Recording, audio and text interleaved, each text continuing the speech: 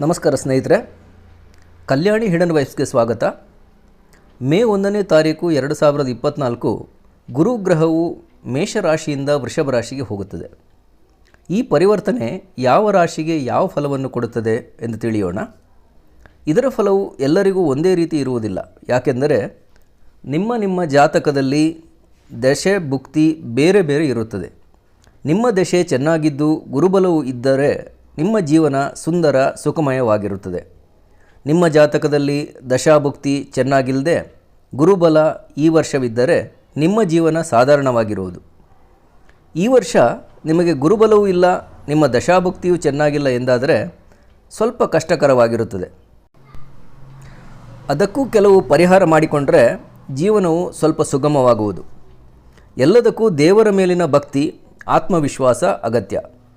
ಈಗ ಚೆನ್ನಾಗಿಲ್ಲದಿದ್ದರೂ ಮುಂದೆ ಚೆನ್ನಾಗಿ ಆಗುವುದು, ಒಳ್ಳೆಯದೇ ಆಗುವುದು ಎಂಬ ದೃಢನಂಬಿಕೆ ಇಟ್ಟುಕೊಂಡಲ್ಲಿ ಮುಂದೊಂದು ದಿನ ಖಂಡಿತವಾಗಿಯೂ ಒಳ್ಳೆಯದೇ ಆಗುತ್ತದೆ. ಗುರುಬಲ ಚೆನ್ನಾಗಿರುವಾಗ ಎಲ್ಲ ಕಾರ್ಯವೂ ಬೇಗ ಹಾಗೂ ಸುಲಭವಾಗಿ ನಡೆಯುತ್ತದೆ.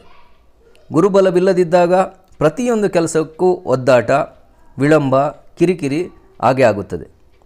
ಇಂಥ ಸಮಯದಲ್ಲಿ ಭಗವದ್ಗೀತೆಯು ನಿಮ್ಮ ಕೈಯಲ್ಲಿರಲೇಬೇಕು.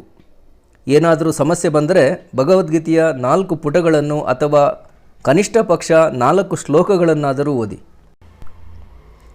ಇದರಿಂದ ಸಮಸ್ಯೆ ಪರಿಹಾರವಾಗಬೇಕೆಂದೇನಿಲ್ಲ, ಆದರೆ ನಿಮಗೆ ತಾಳ್ಮೆ, ಶಾಂತಿ, ಸಂಯಮ, ಸಮಾಧಾನ ಸಿಗುತ್ತದೆ. ಹಾಗೆಯೇ ಈ ಸಮಯದಲ್ಲಿ ನಿಮಗೆ ಇಷ್ಟ ಇರುವ ಗುರುಗಳ ಆರಾಧನೆಯನ್ನು ಕೂಡ ಮಾಡಿದರೂ ಒಳ್ಳೆಯದು.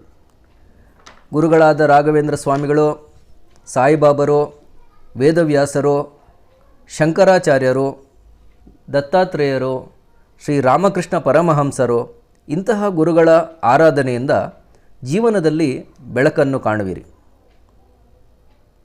ಈ ಗುರುಬಲವು ಒಂದು ವರ್ಷದಲ್ಲಿ ಒಂದೇ ರೀತಿಯಾಗಿರುವುದಿಲ್ಲ. ಗ್ರಹದ ಚಲನೆಯ ಪ್ರಭಾವದಿಂದ ಹೆಚ್ಚು ಕಮ್ಮಿ ಆಗುತ್ತದೆ. ಆದ್ದರಿಂದ ಯಾರೂ ಜಾಸ್ತಿ ಹೆದರುವ ಅಗತ್ಯವಿಲ್ಲ. ಗುರುವು 12 ತಿಂಗಳುಗಳ ಕಾಲ ಒಂದು ರಾಶಿಯಲ್ಲಿದ್ದು ಕೆಲವೊಮ್ಮೆ ಮಧ್ಯದಲ್ಲಿ ವಕ್ರೀಗತನಾಗುತ್ತಾನೆ ಮತ್ತು ಅಸ್ತಂಗತನಾದಾಗ ಯಾವುದೇ ಫಲವಿರುವುದಿಲ್ಲ. ಈ ಗ್ರಹಗಳ ಚಲನೆ, ಅದರ ಫಲ, ದೋಷ ಎಲ್ಲವೂ ಬರ್ತಾ ಹೋಗ್ತಾ ಇರುತ್ತೆ. ಇದು ಯಾವುದು ಶಾಶ್ವತವಲ್ಲ.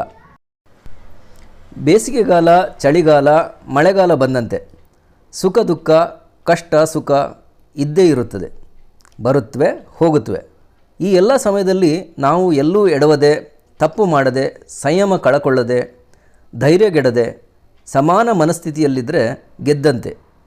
ಸುಖವಾಗಿರುವಾಗ ದೇವರನ್ನು ಮರೆತು ದುರಹಂಕಾರ ತೋರಿಸಿ ಬೇಕಾಬಿಟ್ಟಿ ಜೀವನ ಮಾಡಿದರೆ ನಂತರ ಕರ್ಮಫಲವನ್ನು ಅನುಭವಿಸಲೇಬೇಕಾಗುತ್ತದೆ. ಏನೇ ಬರಲಿ, ಹೇಗೆ ಇರಲಿ, ಧರ್ಮ ಮಾರ್ಗದಲ್ಲಿ ನಡೆದು ಎಲ್ಲ ಜೀವರಾಶಿಯ ಮೇಲೂ ದಯೆ ತೋರಿ ತನ್ನ ಕರ್ತವ್ಯ ಏನಿದೆ ಮಾಡ್ತಾ ಇದ್ದು ದೇವರ ಮೇಲೆ ಅಪಾರ ಭಕ್ತಿ, ನಂಬಿಕೆ ಇಟ್ಟು ಬದುಕ್ತಾ ಇದ್ದರೆ ದೇವರೇ ಕೈ ಹಿಡಿದು ನಡೆಸ್ತಾನೆ. ಸ್ನೇಹಿತರೆ, ಈ ಗುರುಗ್ರಹದ ಪರಿವರ್ತನೆಯ 2024ರ ರಾಶಿಫಲಗಳನ್ನು ಮುಂದಿನ ವಿಡಿಯೋದಲ್ಲಿ ನೀವು ನೋಡ್ಬೋದು. ಒಂದೊಂದು ರಾಶಿಗಳ ಬಗ್ಗೆ, ಒಂದೊಂದು ರಾಶಿಗಳಿಗೂ ಗುರುಬಲ ಹೇಗಿದೆ ಅಂತ ತಿಳ್ಕೊಳ್ಬೋದು. ಕಲ್ಯಾಣಿ ಹಿಡನ್ ವೈಬ್ಸ್ನ ಎಲ್ಲ ವಿಡಿಯೋಗಳನ್ನು ನೋಡ್ತಾ ಇರಿ. ಉತ್ತಮವಾದ ಹಾಗೂ ಶ್ರೇಷ್ಠವಾದ ವಿಷಯವನ್ನು ತಿಳಿದು ಎಲ್ಲರೊಂದಿಗೂ ಶೇರ್ ಮಾಡಿ. ಮುಂದಿನ ಎಪಿಸೋಡ್ನಲ್ಲಿ ಸಿಗೋಣ. ನಮಸ್ಕಾರ, ಧನ್ಯವಾದಗಳು.